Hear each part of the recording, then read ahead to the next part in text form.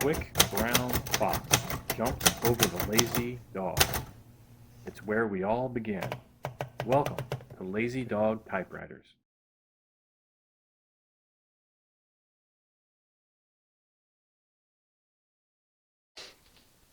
Konrad Adenauer was a transformational figure in German history. He served as the first Chancellor of West Germany and was in office from 1949 to 1963. During his time in office, Germany, make that West Germany, was transformed. Adenauer worked tirelessly to rebuild his war-ravaged nation in an increasingly bitter struggle with his communist rival, East Germany, also known as the GDR. After initial efforts to remove all Nazi influence from society and government, Adenauer focused on restoring West Germany militarily, politically, and economically. He succeeded beyond anyone's wildest dreams. Germany's economy, benefiting from the Marshall Plan aid, roared back to life. This unprecedented growth was called the Wirtschafts Wunder. In parallel to the politics of the time, German typewriter companies, both Western and Eastern, were engaged in a similar rivalry and building campaign.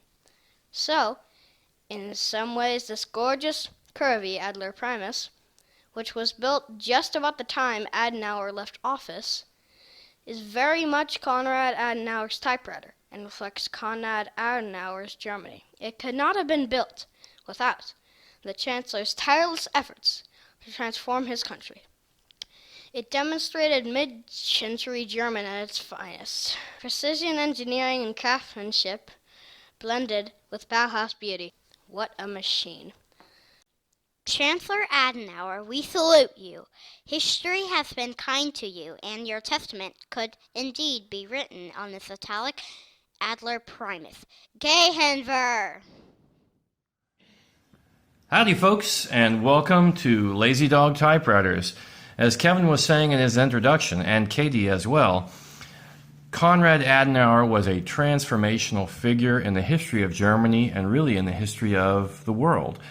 He oversaw the complete rebuilding of the German economy so that it was able, in a very short period of time, to go from utter destruction, Gotterdammerung, the utter destruction of Germany after World War II, into what they called the Wirtschafts Wunder, the economic miracle that transpired in Germany.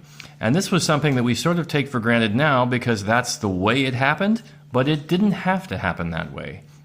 So we should all count our lucky stars that it did happen and give our admiration to leaders like Konrad Adenauer and the other everyday Germans who worked so diligently to transform their nation from one that had been destroyed and had been a totalitarian society into one that became a partner and ally of the United States and an economic bulwark and powerhouse, really, for all of Europe. And that status continues even today into the 22nd century. So we give our thanks to Konrad Adenauer, a man who was born in the 19th century and served out in the early 20th century. And his impact is still impacting us, his efforts are still impacting us today in the 22nd. Or really, 21st. I'm getting older every day. 21st century.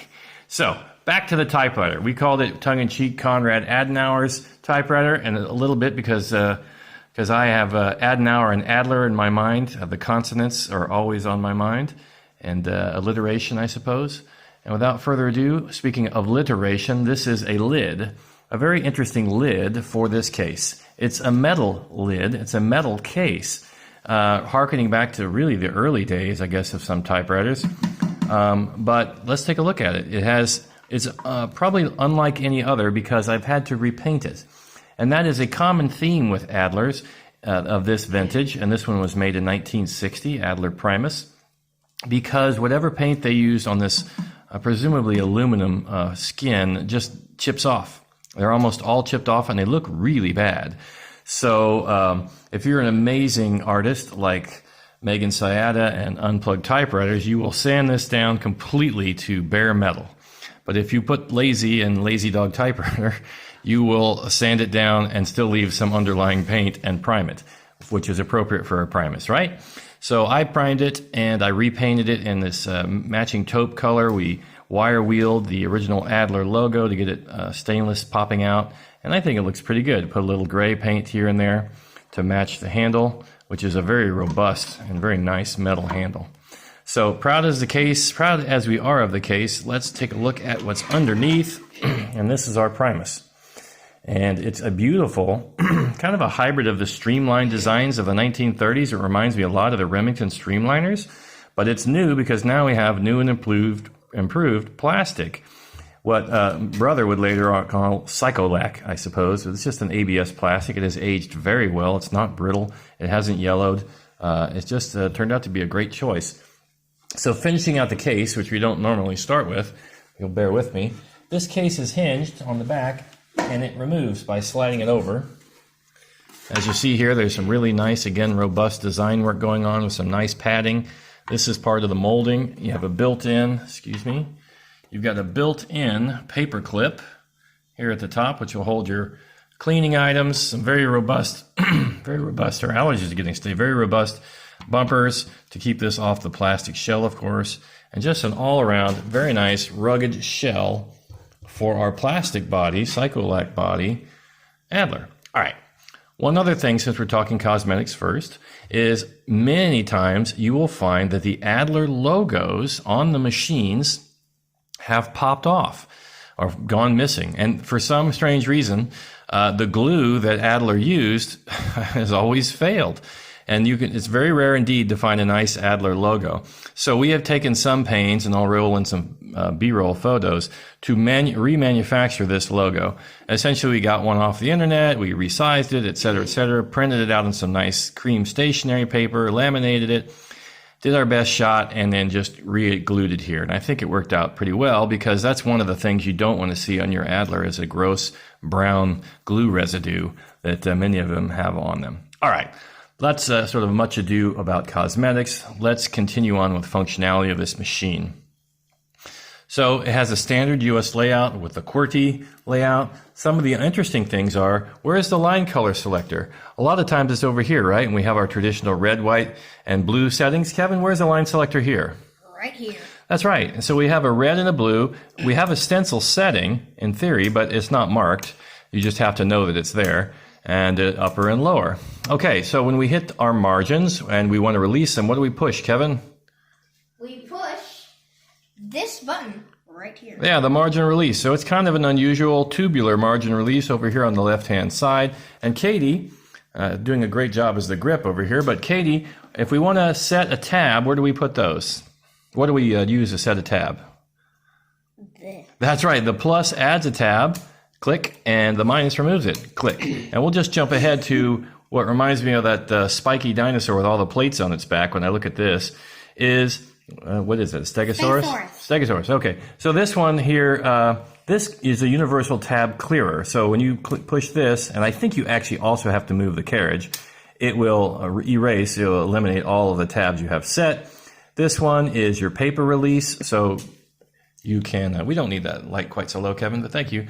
This paper release will release the paper tension so you can adjust the paper. We have an eraser table. We have here our carriage release lever. We have two, one on each side, which is nice. We have a paper guide right here.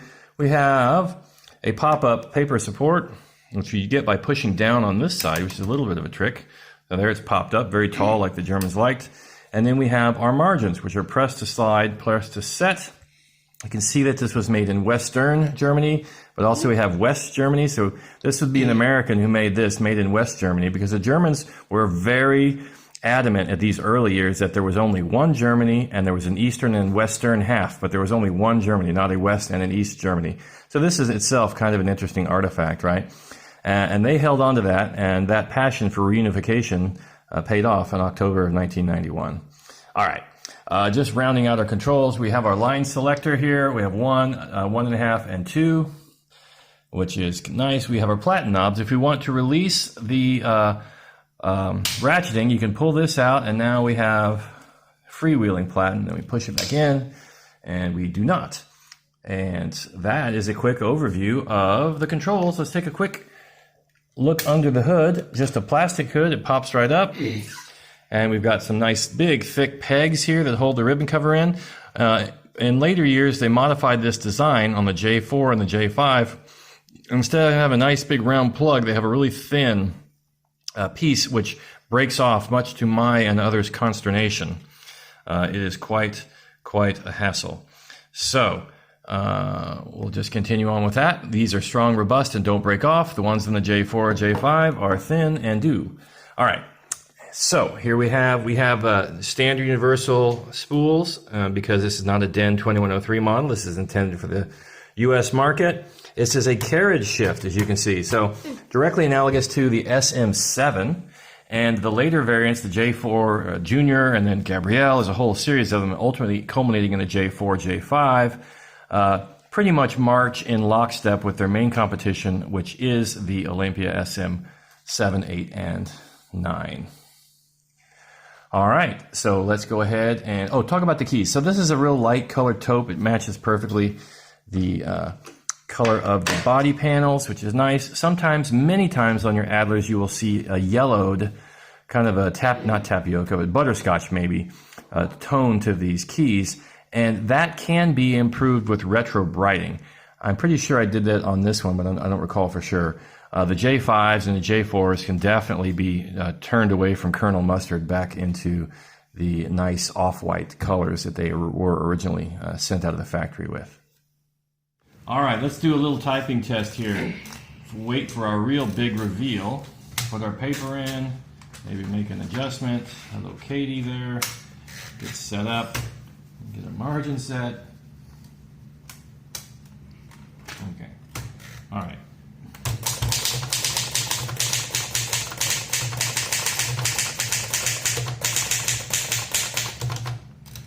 Always with a typewriter.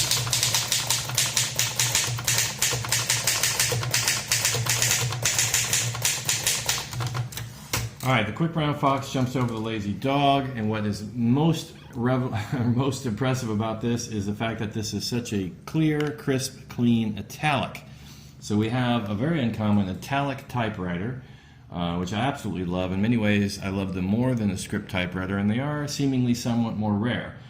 It just seems to have more pizzazz even than just your regular script. So we really like the way this machine types. It does have a hard platen, which is just what we have to deal with. We probably should have put 2 sheets of paper in there to cushion that a little bit. But overall, we just love the typewriter that we have. I know we're going a bit long, so let's just cut to the chase. So the pros and cons. The pros has an outstanding industrial design. Its engineering is only paralleled by the rival Optimas and the Olympias. And the overall design of it is really pretty. It combines the best of the 1960s with traditional construction because we have this really nice plastic which has not aged or gotten brittle. It's protected by a heavy metal case, which helps us. It has an integrated base on the bottom, which you can remove if you wish, but why really? And it is just a really nice modern machine. If there's any cons to it, one of those cons would be that it still retains a relatively heavy carriage shift, much like its primary rival, the Olympia SM7. And other than that, it's just a fabulous machine. And we're very pleased to have it in our collection. And we hope you've enjoyed taking a look at it. So thank you so much for joining us at Lazy Dog Typewriters.